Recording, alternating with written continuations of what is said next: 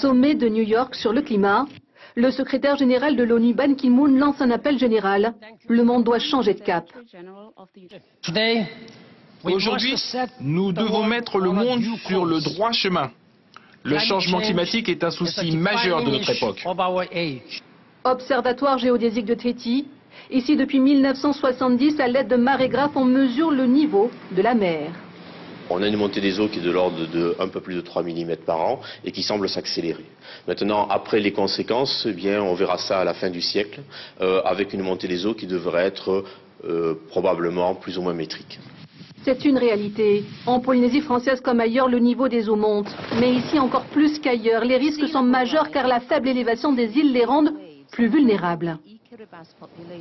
Vous avez des atolls comme Puka Puka qui ont quand même été pas mal frappés et donc le gros des dégâts sera probablement lié à l'augmentation de la fréquence des houles. Université de la Polynésie française, dans cet amphithéâtre, le nouveau docteur en climatologie Marania Hopuare expose un autre impact lié à cette montée des eaux.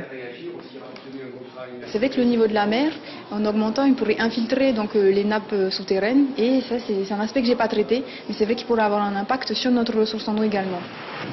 Érosion côtière, salinisation des sols qui empêche la culture, disparition des atolls mais également cyclones. C'est là une liste non exhaustive des scénarios catastrophes qui menacent nos îles et Tahiti compris. Voici une simulation en 2100 de l'aéroport de Faa avec une montée des eaux d'1 mètre, mais à la direction pas de plan sécurité pour la montée des eaux. On a évidemment des plans de gestion de crise en cas de tsunami, en cas de cyclone, mais rien de particulier par rapport à la montée des eaux. Au gouvernement non plus, pas grand-chose n'est fait pour le moment, car la particularité de la Polynésie, c'est qu'elle est française.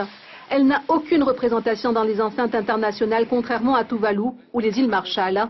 Un paradoxe quand on sait que la France est le 2e domaine maritime de la planète.